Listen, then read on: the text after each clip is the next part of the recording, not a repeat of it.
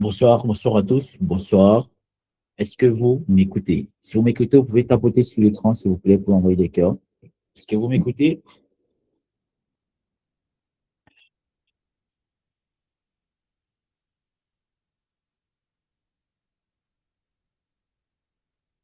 Super, bravo.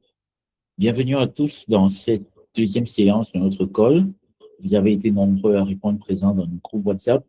Et aujourd'hui, on parlera de pourquoi est-ce que le Bitcoin vient nous sauver. Ce sera une séance de 45 minutes avec 15 minutes de questions-réponses. Au programme, qu'est-ce qu'on verra aujourd'hui? On verra la crise financière de 2008. On verra qui est Satoshi Nakamoto. On verra la blockchain. Et on verra le minage. On verra le halving aussi. Donc, n'hésitez pas à prendre des notes et à poser vos questions qui seront très utiles pour votre meilleure compréhension de ce sujet qui fascine énormément de personnes aujourd'hui. Alors, la dernière fois, on avait vu, ok, désolé, il y a un petit problème de scroll.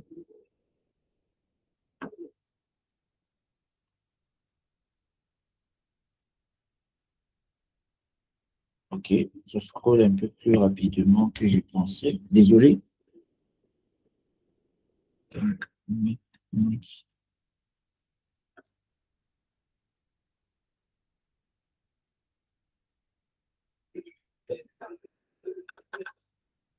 Ok, c'est bon maintenant. Alors, qui suis-je? Je suis Milton Dim. Je suis camerounais. Je vis au Cameroun. Je suis éducateur financier. J'accompagne les personnes disciplinées et coachables à pouvoir générer de l'argent sur les marchés financiers. À côté de cela aussi, j'accompagne toutes les personnes à travers à comprendre le Bitcoin que j'ai entendu parler en 2017. Je travaille dans le secteur financier depuis 2018 et j'ai commencé à interagir avec cette merveilleuse technologie qui a changé ma vie en fin 2019. J'ai gagné plusieurs millions de francs CFA avec en l'espace de 6 ans. J'ai produit plus de 50 vidéos à ce sujet sur YouTube. Vous pouvez voir ma chaîne Milton Lim. Mais plus important encore, je suis toujours en cours d'apprentissage. Je suis ici entre j'ai acheté et je contribue à ce projet. Mais vous, vous êtes ici entre je ne connais rien et j'ai entendu parler. Certains d'entre vous, à la fin de ces séances, pourront dire qu'ils ont acheté et pourront bien évidemment contribuer à ce projet-là. Alors, je vous parle pourquoi? Parce que j'ai fait énormément de voyages dans le monde pour pouvoir partager cette technologie à plusieurs personnes, notamment dans plusieurs pays en Afrique et Dubaï et dans d'autres pays dans le monde entier. Alors, lors de notre première séance, on a vu c'est quoi l'argent. Beaucoup de personnes voient juste l'argent comme ça. Durant cette séance que je vous invite à regarder le replay sur YouTube, on a vu la monnaie fiduciaire, on a vu la planche à billets 1971, une date qui nous a tous mis dans les problèmes. On a expliqué l'inflation, on a vu le calcul de votre perte annuelle et on a vu comment est-ce que les riches se protègent. Et par rapport à cela, on a parlé que les riches se protègent par quatre façons bien précises. L'or, qui est la valeur refuge, l'immobilier, que beaucoup de riches ont. On a vu que beaucoup de riches achètent des actions ou alors développent des business.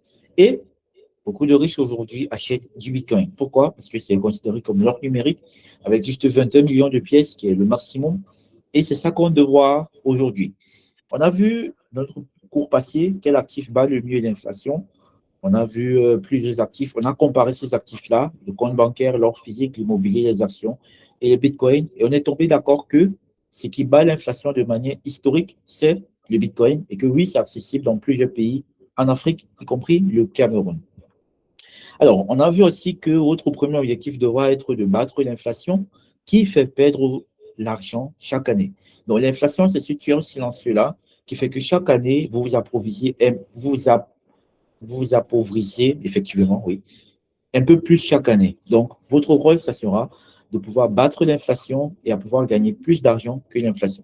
On a pris un exemple. Si vous faites 500 000 francs d'économie fois 4,5% d'inflation, qui est généralement la moyenne pour le Cameroun, ça vous fait en moyenne 22 500 de perdu chaque année.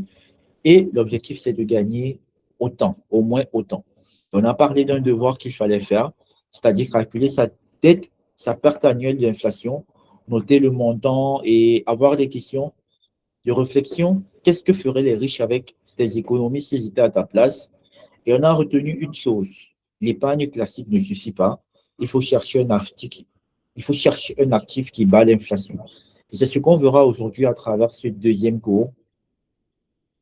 Qu'est-ce qui bat l'inflation? Pourquoi est-ce que le Bitcoin est venu nous sauver aujourd'hui?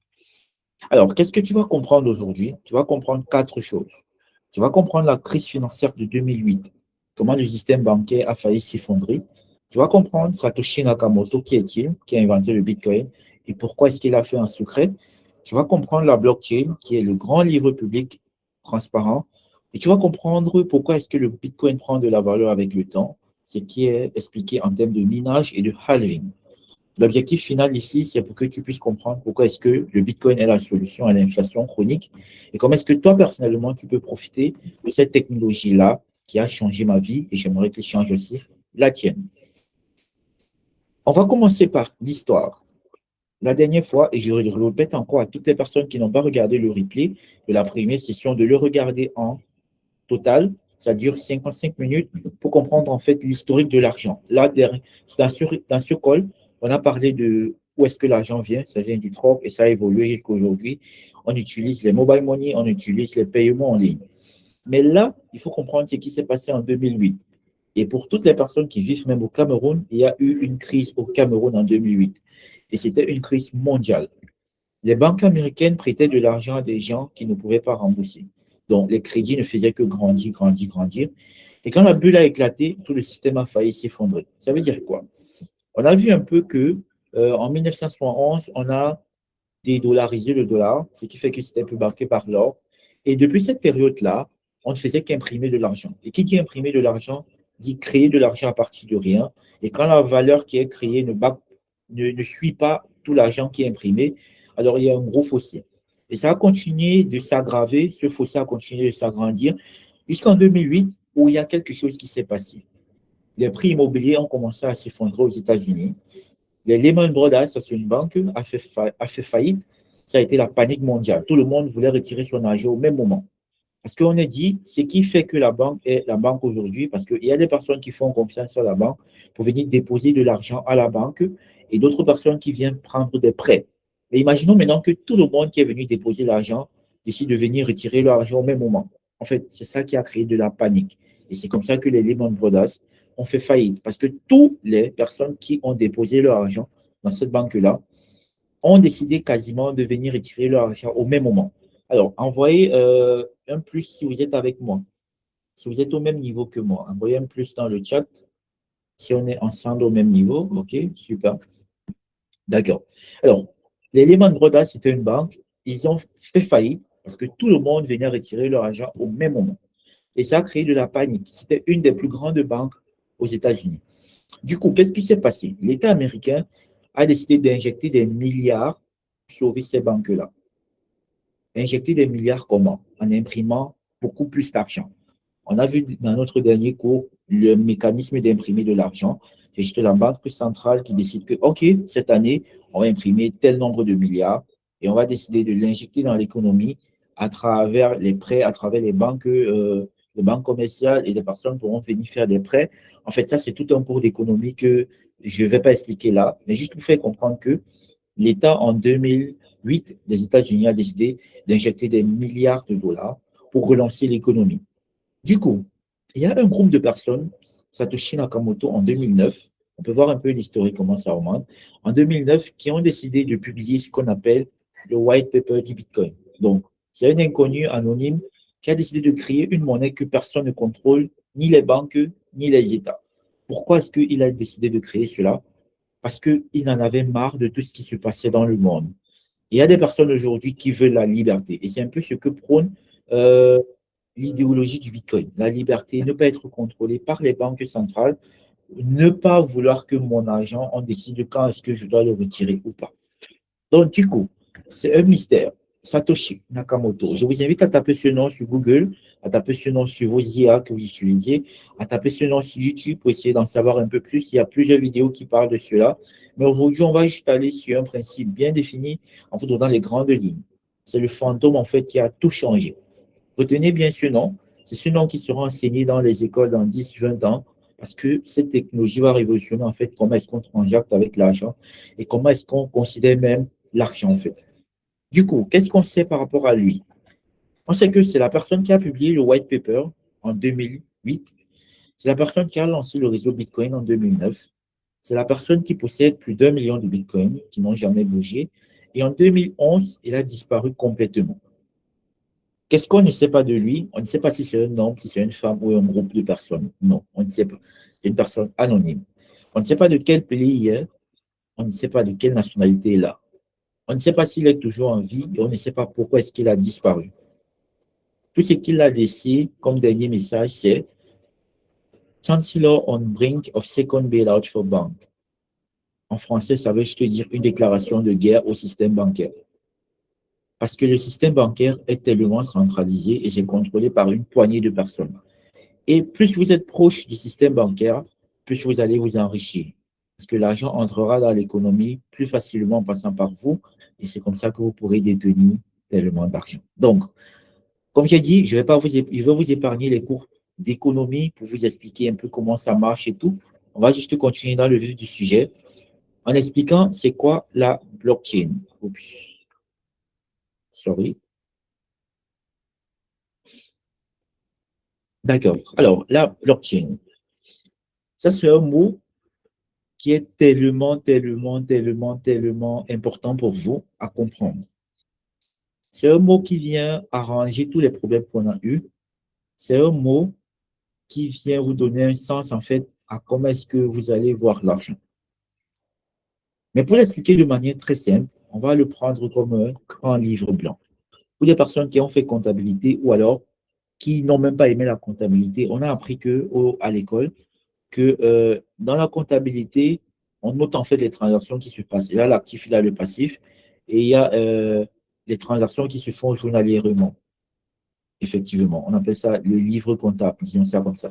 Donc, imaginez un grand cahier visible par tout le monde que personne ne peut modifier ou effacer. Du coup, le bloc numéro 1 a été créé en 2009 et ce bloc-là, chaque fois qu'il y a une transaction, c'est enregistré dans ce bloc. Pourquoi est-ce que c'est important? Parce que ça a trois fonctionnalités. C'est immutable, c'est-à-dire personne ne peut changer cela. Impossible de modifier un bloc passé sans changer tous les blocs qui suivent. Deuxièmement, c'est transparent. Tout le monde peut voir toutes les transactions depuis le début. Et troisièmement, c'est décentralisé. Et là, c'est un point très important. On quitte de la centralisation des banques vers la décentralisation. Des milliers d'ordinateurs dans le monde gardent une copie.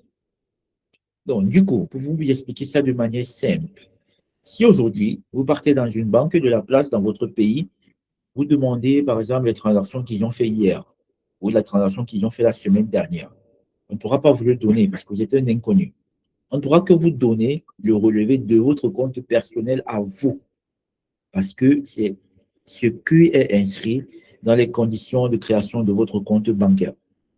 Donc, du coup, quand vous avez les relevés de votre compte à vous, vous ne pourrez pas savoir ce que votre voisin a transacté, ce que la personne à Yaoundé, la personne à Bertois, les clients, votre cousine, votre soeur, votre beau-frère, votre femme a fait avec son compte à elle. Ce n'est que les personnes qui travaillent pour la banque qui peuvent avoir accès à ces informations-là. Donc, du coup, on peut voir que c'est centralisé uniquement pour la banque. Mais si on vient voir la blockchain, on parlera dans nos prochains cours de tous les avantages de la blockchain. Mais pour l'expliquer de manière simple, c'est un grand livre blanc où on peut tout voir, qui est décentralisé, qui est transparent et qui est immutable. On ne peut pas changer ce qui est à l'intérieur. Mais il y a une chose que j'aimerais que vous compreniez, très important, c'est ce qu'on appelle le minage. C'est vrai, on explique beaucoup de principes à la fois dans ce cours, mais c'est pour vous aider à vous aussi partir faire vos propres recherches. Parce que c'est très important pour vous de comprendre très minutieusement comment est-ce que le monde change aujourd'hui. Parce que si vous êtes avancé aujourd'hui, vous serez avancé demain. Et c'est très important de comprendre cela. Comprendre le mécanisme par lequel les choses évoluent.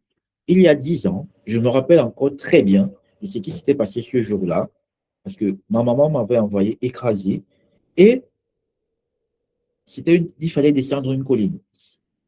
Il y avait des personnes qui marchaient de maison en maison pour demander aux personnes d'ouvrir des comptes mobile money. Leur politique, c'était qu'on pourra s'envoyer de l'argent d'une personne à une autre et que l'argent va être gardé dans le téléphone. À cette époque-là, on chassait ces personnes de chez nous. Je me rappelle encore très bien ce jour. J'avais vu cette voisine dire à ces gens que je ne vous veux pas chez nous, vous êtes des arnaqueurs. Parce que comment est-ce que c'est possible que l'argent peut être gardé dans le téléphone et que je peux envoyer ça à quelqu'un d'autre?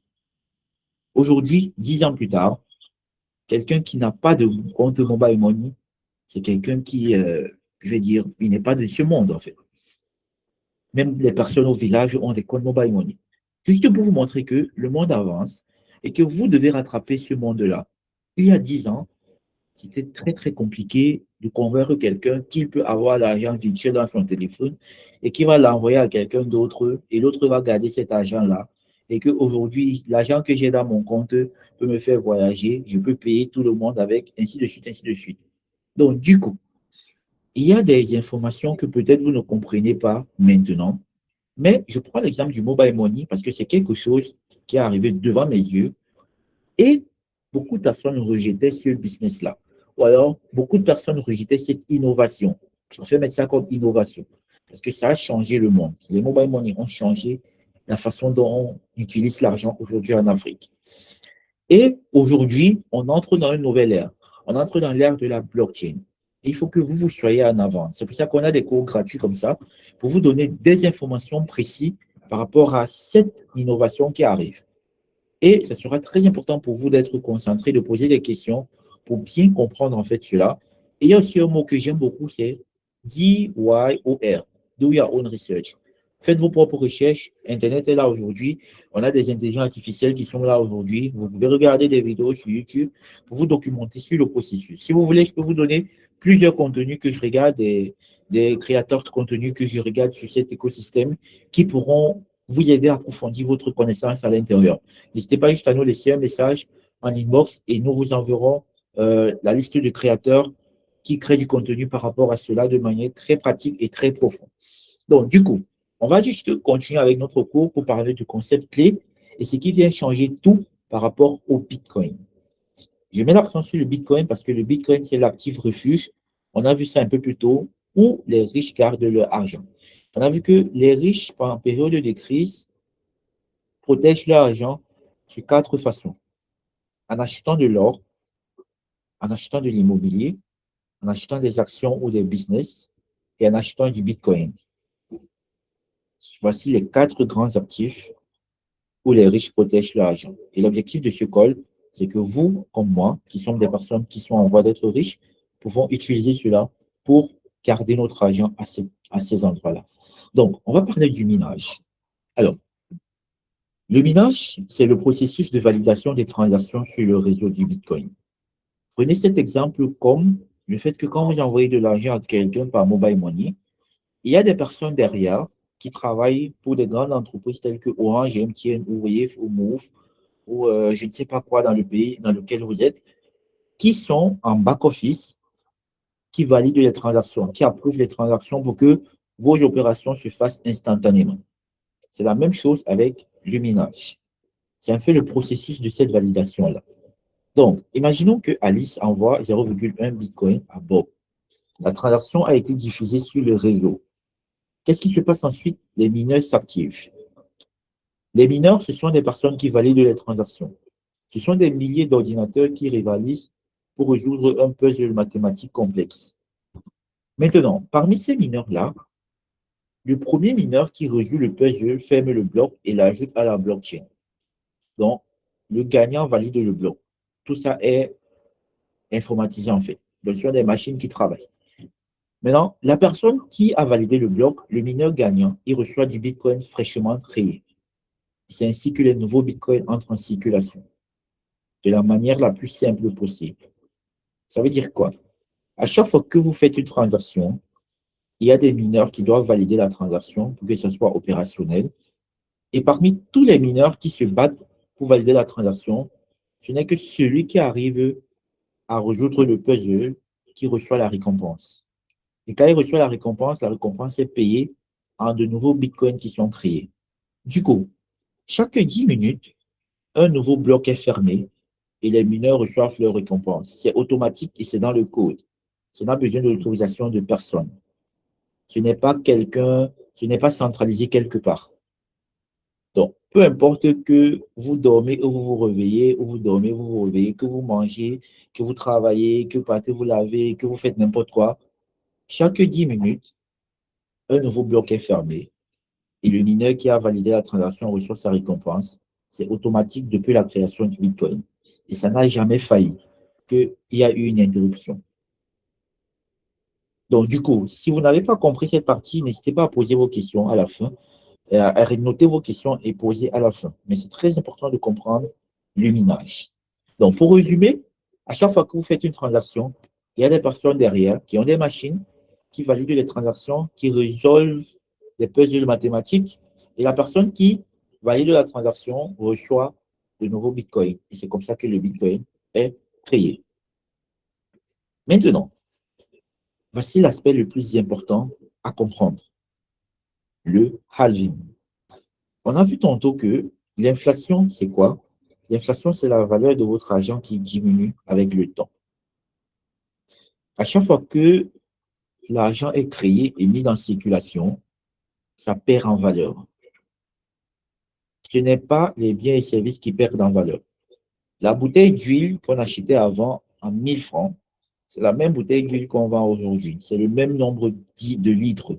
Ça n'a pas changé, mais l'argent a perdu de la valeur. Ce qui fait que avant, il fallait acheter cette bouteille d'huile à 1000 francs, mais aujourd'hui, parce que l'argent a perdu de la valeur, il faut ajouter l'argent sur l'argent pour que ça fasse beaucoup plus d'argent pour acheter cette même bouteille d'huile. C'est pour ça qu'on quitte de 1000 francs à 1500 ou alors à 1300 ou à 1400. Donc, on a ajouté l'argent sur l'argent, ce qui fait que, parce que la valeur de l'argent a perdu en valeur. Je ne sais pas si vous me comprenez. Donc, excusez-moi un peu de revenir sur des sujets très importants, parce que vous devez comprendre cela. Et c'est ça l'inflation. Votre argent perd en valeur chaque jour.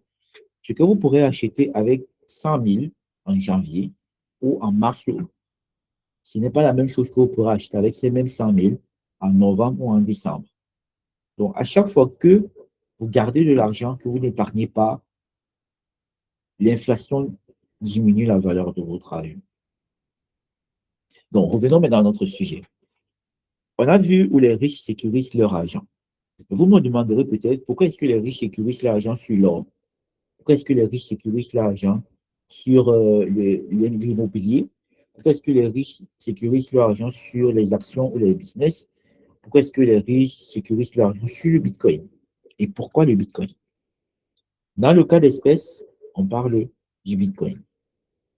Il y aura une autre masterclass qu'on fera pour parler de l'or, des actions ou alors de l'immobilier. Mais moi, comme je vous ai dit, j'accompagne des personnes à comprendre comment ça marche avec le Bitcoin et à trouver des opportunités où ils pourront battre l'inflation. Donc, du coup, pour vous expliquer ça de manière simple, pourquoi le Bitcoin et pas toutes les autres crypto-monnaies qui existent là d'ailleurs? Parce que oui, il y en a des millions. Mais pourquoi le Bitcoin en particulier, où les riches achètent et sécurisent leur argent? Parce que le Bitcoin, c'est l'anti-inflation. Dans son cours de source, c'est l'arme secrète contre l'inflation. Dans le code source écrit par Satoshi, on a vu Satoshi, c'est le créateur du Bitcoin, on ne connaît pas qui c'est. Après chaque 210 000 blocs, si on fait 10 minutes, on a vu que ça, c'est chaque 10 minutes qu'un bloc est fermé. Donc, si on fait 210 000 blocs, on est environ à 4 ans. Donc, après chaque 4 ans, la récompense des mineurs est divisée par 2. Après chaque 4 ans, la récompense des mineurs est divisée par 2. Ce qui fait quoi? En 2009, la récompense des mineurs, chaque 10 minutes, était 50 bitcoins. En 2012, 4 ans après, la récompense des mineurs a été divisée par 2. Ce qui fait que c'est quitté de 50 bitcoins à 25 bitcoins. En 2016, ça a été encore divisé par 2. Donc, de 25 bitcoins à 12,5 bitcoins qui sont mis en circulation, qui entrent dans le marché, qui sont minés, voilà, c'est le mot exact. En 2020, 4 ans après, on quitte de 2,5 à 6,25. En 2024, on quitte de 6,25 à 3,125. C'est où on est actuellement. On est en 2026 aujourd'hui. Et en 2028, on quittera de 3,125 à 1,56. Donc, du coup, c'est quoi la logique derrière? Moins de Bitcoin est créé chaque 4 ans. Et plus ça crée de la rareté. Et plus la valeur du Bitcoin augmente, et plus le Bitcoin bat l'inflation comme valeur refuge. Et plus de personnes veulent acheter du Bitcoin parce qu'ils sont sûrs que après chaque 4 ans, ça fera minimum fois 2. Ça va doubler en valeur minimum chaque 4 ans. C'est quelque chose, c'est une loi qui est sûre, comme la loi de la gravité, que après chaque 4 ans, la valeur du Bitcoin va être multipliée par 2, minimum.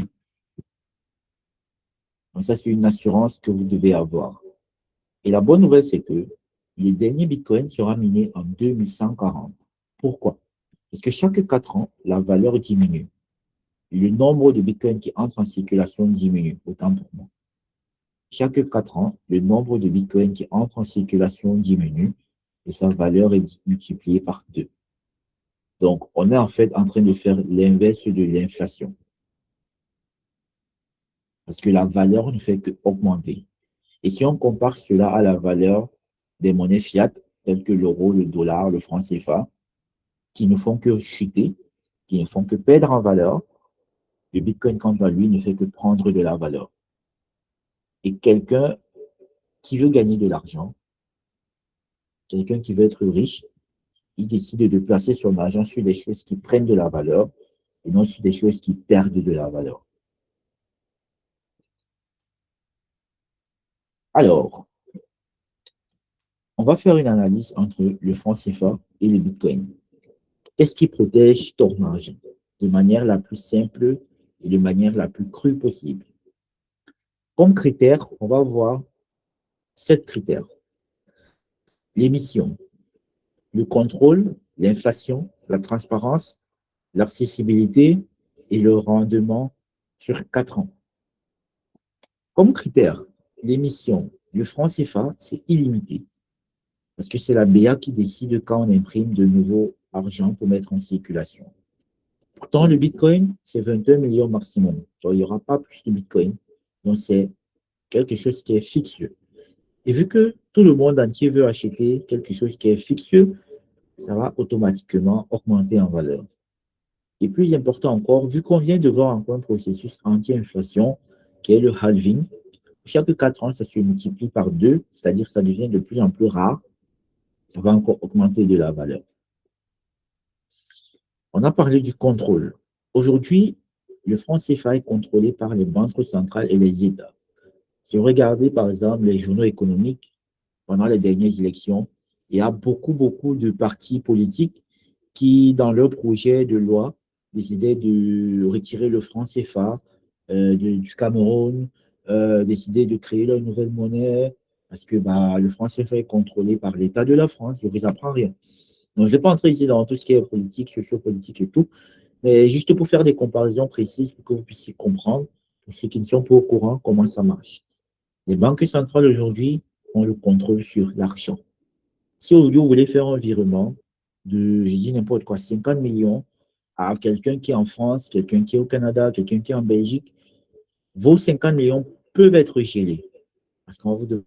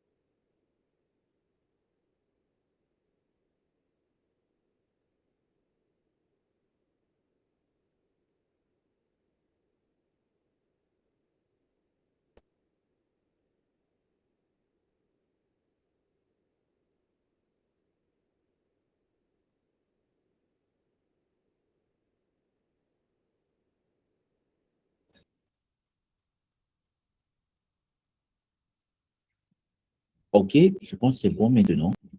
Désolé. Donc, s'il fallait revenir à notre discussion, on parlait du fait que l'argent que vous envoyez dans un autre pays peut être bloqué en cours de route.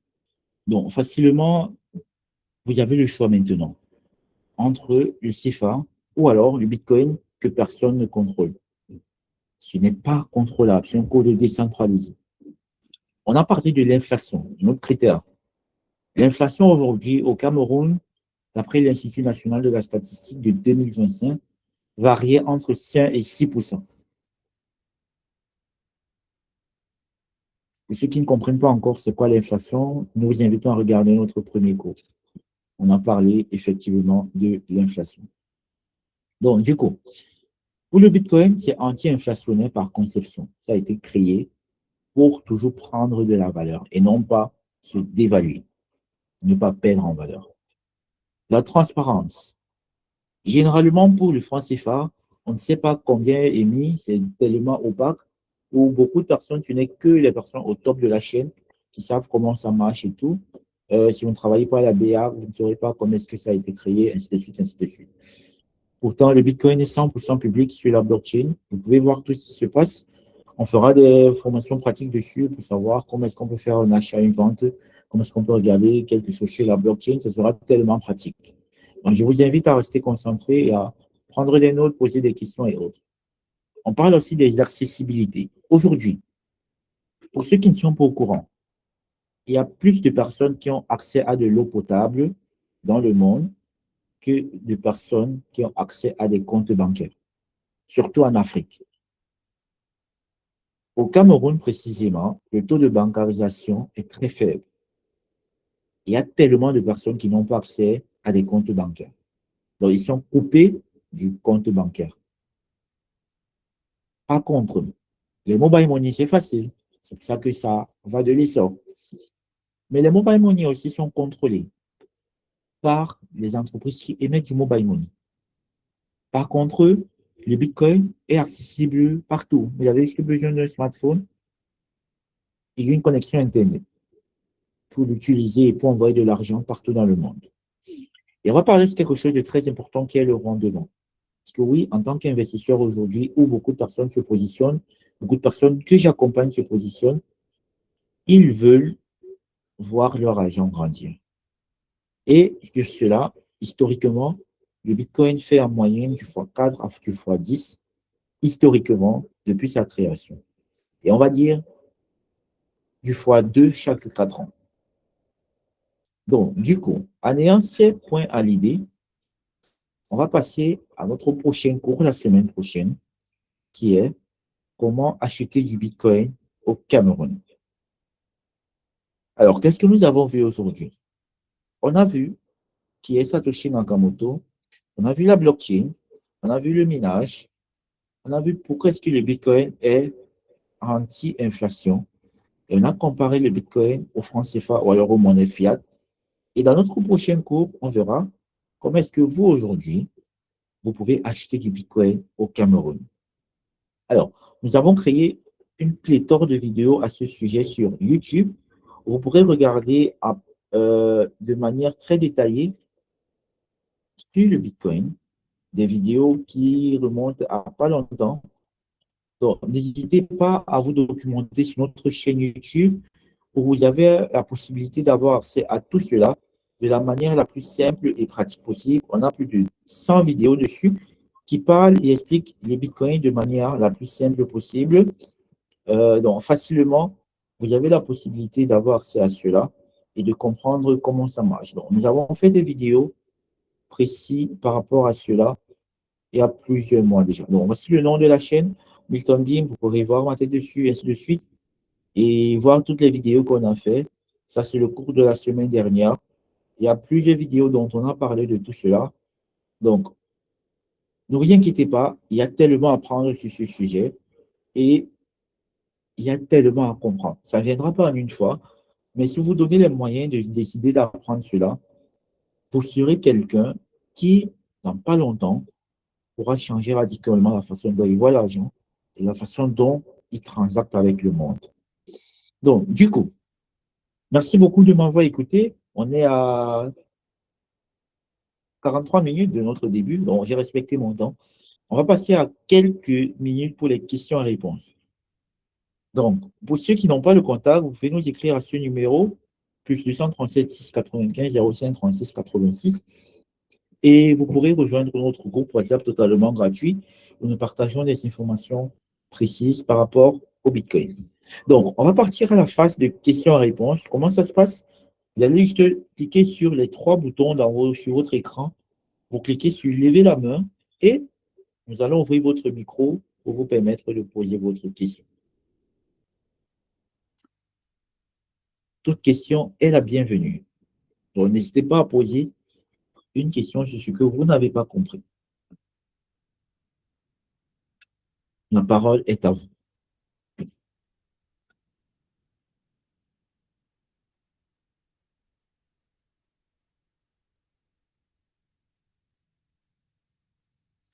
D'accord? On a une personne.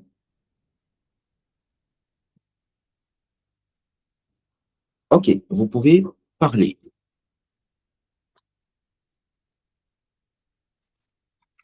Bonsoir à tous. J'espère que vous allez bien. Et d'abord, merci à Monsieur Milton pour cette masterclass. Et c'est très intéressant. Mais j'ai eu un souci au niveau du ménage. J'ai pas bien compris le principe. Comment est-ce que on mine les bitcoins? J'ai pas bien compris à ce niveau. Très bien. Le minage, prenez-le comme les validations de transactions. Aujourd'hui, pour miner du Bitcoin, il faut des machines hyper sophistiquées. Parce que qu'est-ce qu'on a vu? On a vu que c'est un peu une compétition entre plusieurs personnes, à savoir qui va résoudre le problème mathématique pour gagner les Bitcoins qui sont les récompenses du minage.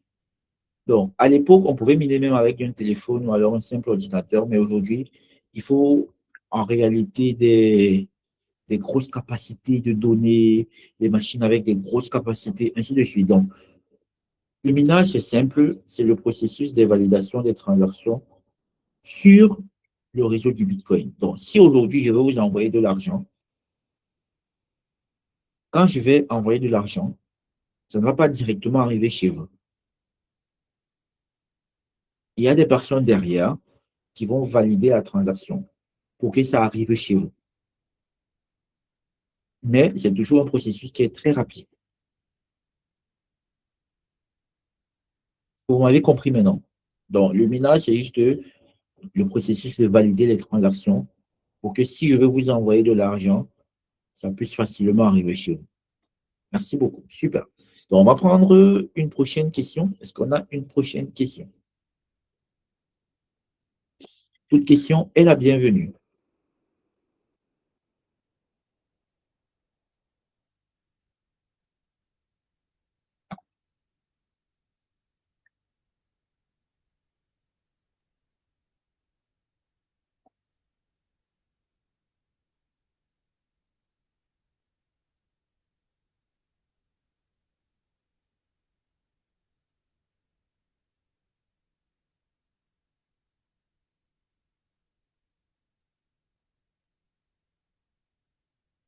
OK, on n'a pas d'autres questions. Merci beaucoup à tous d'avoir répondu présent à ce cours. C'est toujours un plaisir pour moi de partager ma connaissance à plus de grand nombre de personnes et les inviter à comprendre en fait cette technologie qui est en train de changer ma vie. Et n'hésitez pas à vous documenter dessus, euh, regardez des vidéos, regardez les vidéos qu'on a produites, documentez-vous dessus sur YouTube, sur les réseaux sociaux, sur les intelligences artificielles. En fait, posez toutes les questions possibles. Nous sommes là pour vous répondre. Nous avons aussi une formation payante qui arrive, donc n'hésitez pas à, si vous êtes intéressé d'entrer en profondeur, de souscrire à cette formation payante. Plus d'infos par rapport à ça arrivent. Donc, on se donne rendez-vous jeudi prochain à la même heure, 21h, heure du Cameroun. Et merci beaucoup d'avoir répondu présent. Passez une excellente soirée, que Dieu vous bénisse et prenez soin de vous. N'oubliez pas de trouver des moyens de gagner de l'argent pour que vous puissiez battre l'inflation. Bonne soirée à tous. Bye bye.